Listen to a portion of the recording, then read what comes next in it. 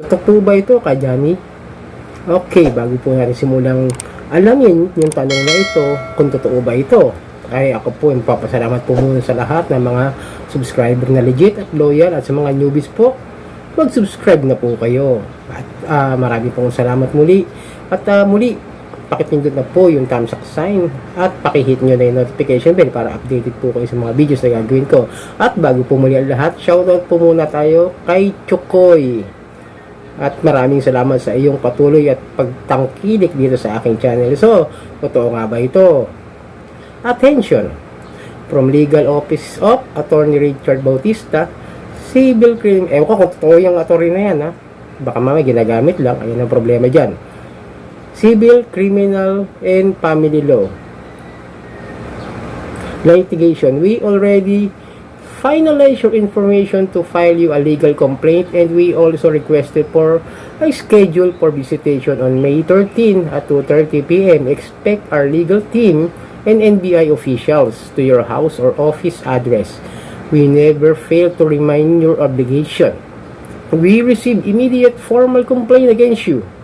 Kindly coordinate with us to avoid any inconvenience. We are giving you 24 hours to coordinate with us as soon as possible. Otherwise, mandatory bench warrant of arrest will be served immediately. Ayun mga kadyari, no? Linawin natin ito.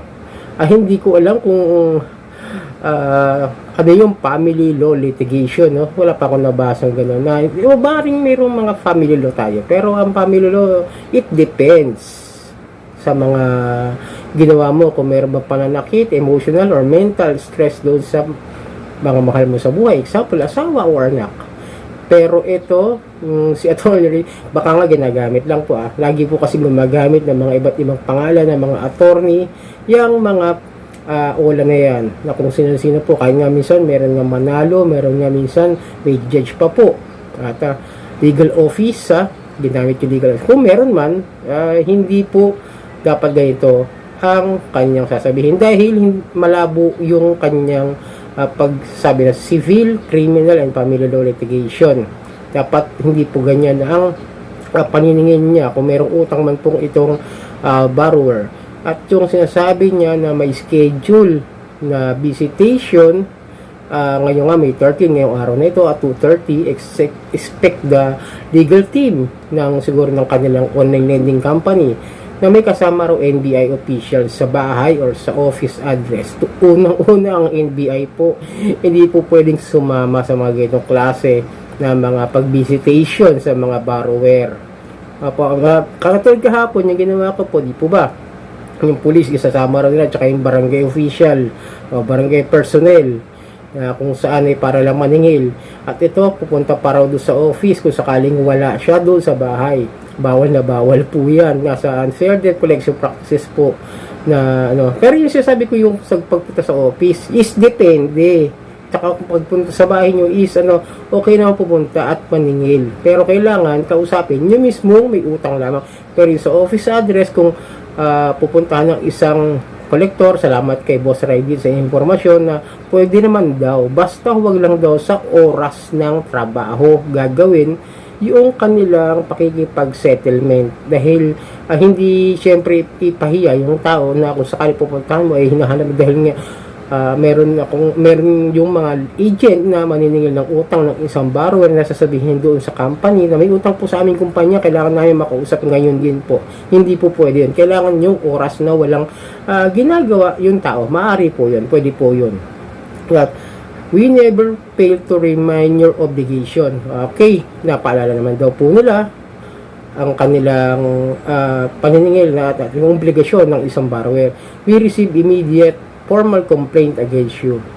Sino nagreklamo? Yun ang tanong, di ba? We receive immediate formal complaint against you. Sino nagreklamo doon sa OLA?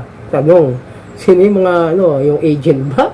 Yung kapitbahay ba nito? May utang na, baka may utang sa, hindi ko pa intindihan, Sino yung nagre-reklamo doon sa borrower?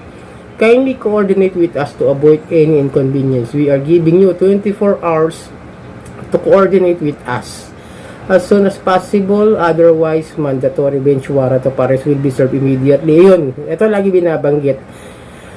yung mandatory raw, yung bench warrant of arrest. Hindi po yan pwedeng maging mandatory na bench warrant of arrest. Sasabihin mo ganyan. Kasi ang bibigay ng warrant of arrest ay hindi ipinapadaan sa mga text, messages, messaging apps, sa email. Hindi po yan ganoon. Hindi po ganoon due process ng pagbibigay ng bench warrant of arrest. Biglaan yan. Kasi nga, kung may magkakaso sa'yo, ay kailangan manggagaling muna sa korte at hindi yung katulad nito na galing lamang sa isang text messages. Medyo malabo po talaga yung mga ganong klase ng mga messages sa inyo.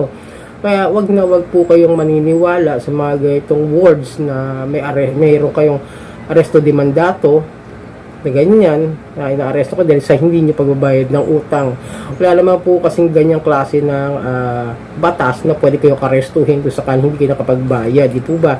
Alam naman natin po na walang nakukulong sa utang. Maliban na nga lang po kung kayo po ay nagsamantala o sa simula pa lang, meron na kayo talagang ginawang panloloko. Like pagbibigay ng information nyo, yung ID nyo na peke. Kunwari, meron kayo humid ID na pinagawa nyo dyan sa mga printer na kung kanina usong-uso po ngayon sa Facebook pages, gumagawa sila ng mga template IDs na kuha po talaga yung mga original na mga IDs like UMID, UMID, license, passport, mga passport, mga pang PhilHealth, mga national ID, na gaya na po. Pero yung mga ordinaryong tao na lang nakakagawa na ng mga peking IDs. Pero tandaan ninyo sa civil code, wala pong nakukulong sa utang at hindi po kayo pwedeng arestuhin basta-basta na mga ganito at pupuntahan kayo ng NBI officials. Hindi po, walang pwedeng makialam maliban na lamang po sa lending company. Kahit nga sa barangay hindi nga sila pwede, kailangan pag-ayusin na lamang po. Kung may reklamo po ang isang lending company, kailangan dumaan sa due process sa due process na kailangan magpadala muna ng demand letter yung lending company. Like ako, nakaranas ako ng demand letter. Ito, nakalimutan nga sa ilalim pala no, cellphone yung siguro sa susunod natin talakayayin yung mga ganyang klase ng demand letter, no? Pagpadala muna para maabisuhan yung borrower na yung lending company o yung taong pinagkautangan ay naniningil na ng kanyang pautang. Di po ba? Para magkaroon po ng ideya kung magkano ba talaga yung dapat bayaran, kung hanggang kailan ba ito dapat maibigay. Ganun po yung mga detalye na dapat ibigay ng isang nagpapautang doon sa nagkautang.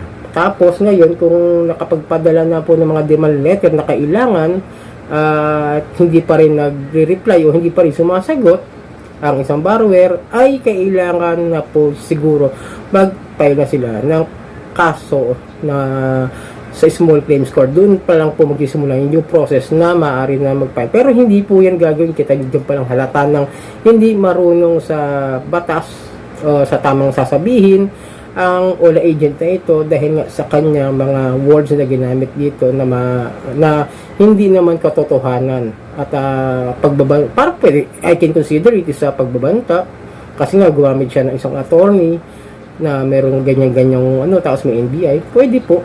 Pasok na rin po yan sa unfair debt collection practices. Okay, ito po ang inyong lingkod ka, Johnny ng Janitor TV. Ito ang Johnny Debt, usapang utang, usapang OLA.